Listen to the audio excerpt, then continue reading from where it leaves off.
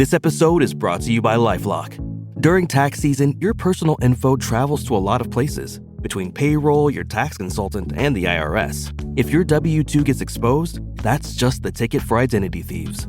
That's why LifeLock monitors millions of data points every second. If your identity is stolen, they'll fix it guaranteed or your money back. Don't let identity thieves take you for a ride. Save up to 40% your first year. Visit LifeLock.com/podcast. Terms apply. The wrongs we must right. The fights we must win. The future we must secure together for our nation. This is what's in front of us. This determines what's next for all of us. We are Marines. We were made for this. All right, look, man, so we got another segment here, and I gotta kind of want to respond to something I seen earlier on in the media today. Obviously, as you know by now, no news. Kind of a slight day, slow times, slow news, slow day for news in the basketball world. But I got some audio here. I'm going to just play it and then I'll respond to it. It's from Road Tripping Podcast, Richard Jefferson, Channing Frye. They're doing their thing. You can listen to the pod, whatever. But just to give the credit, this is from Road Tripping Podcast. This is where the audio is. And here's what I'm going to play. I'll respond to it in just a sec. Whether that's nostalgia is killing the NBA. Nostalgia is killing the NBA. The 90s basketball, Michael Jordan and Kobe, was not as clean as y'all think it was. Y'all forget that Jordan left the league for 2 years. Y'all forget that Kobe, rest in peace, quit on his team in the playoffs and did not shoot the basketball. So all this Kobe, Jordan, oh, he's not this, he's not that. That is propaganda. Every great player, whether that's Ant, Wemby, Bron, Steph, this, that. They compare him to a motherfucker 40 years ago. The rules weren't even the same.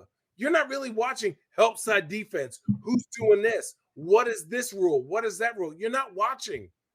Nobody celebrates these new people. So why the fuck would anybody want to be the face of this league where you're going to get shitted on every network for not being somebody from 40 fucking years ago? It's ridiculous. It is unfair. Bron is one of the greatest players ever to play. Stephen Curry is one of the greatest players ever to play.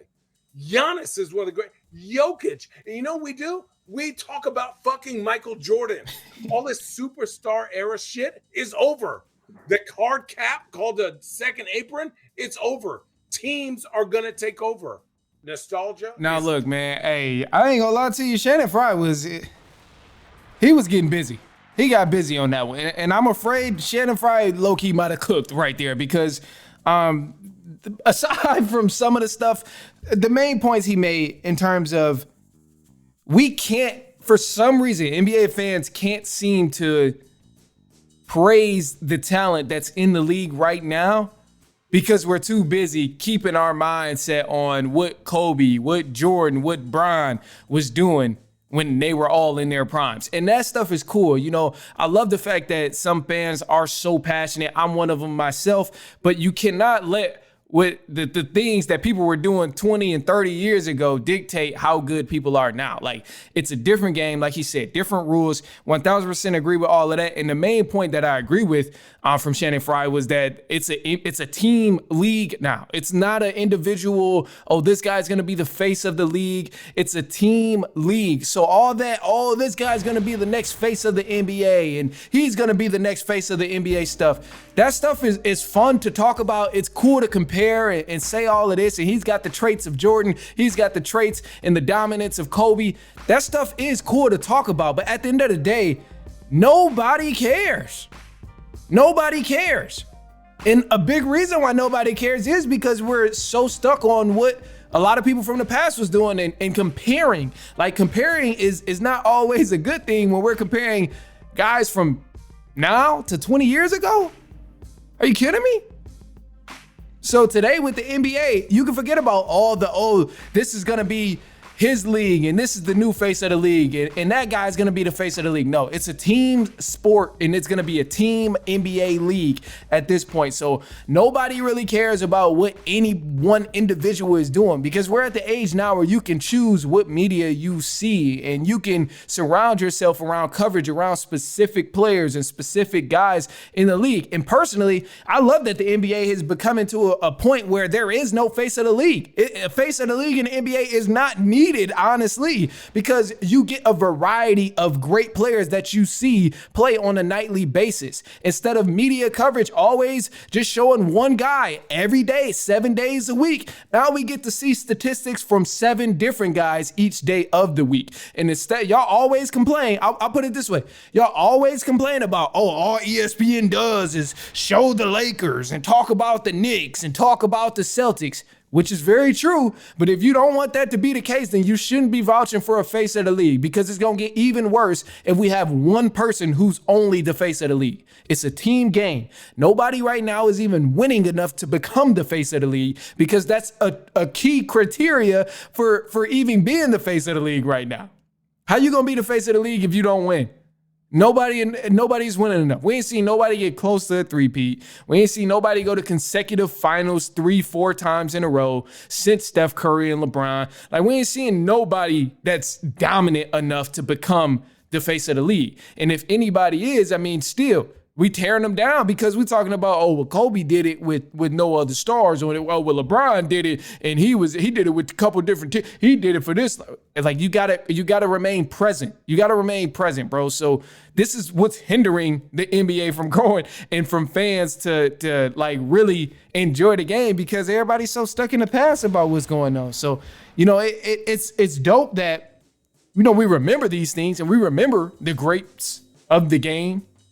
But also, just enjoy it, bro. Just enjoy what's going on. Enjoy the basketball that's being played because some guys are doing things that Kobe and them wouldn't have been able to do in their era. And obviously back then, it's the same thing. They're doing things that people before them couldn't do and that people now can't even do. But the rules have changed.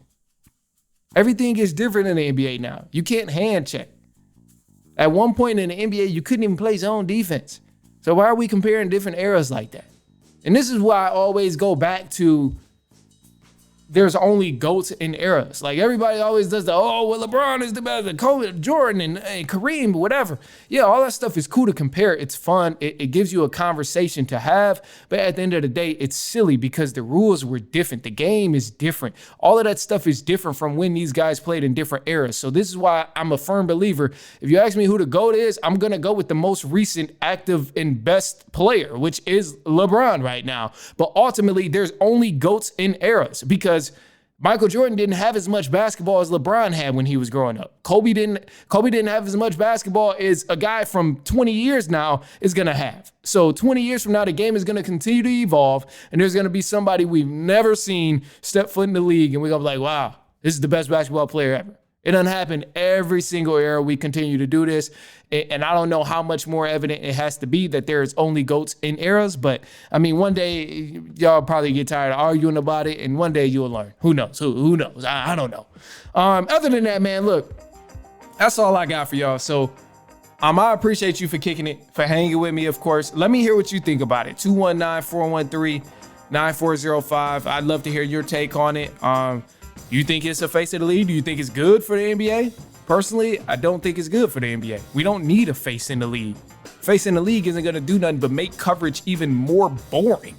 Nobody's winning enough to be the face of the league. Nobody is even that good enough to be the face of the league where they're that dominant over every other player right now. So we don't need a face of the league. Let's just see good teams play good basketball. And that's where we're headed so far. But let's embrace it. Every era is different. This era is clearly different from the Jordan era, the Kobe, the prime LeBron era. This is all clearly different. Let's just enjoy great team basketball.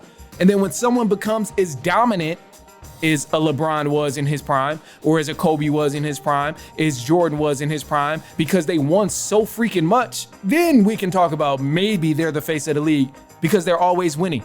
But how can we say someone's the face of the league if they're not in the spotlight for winning all the time?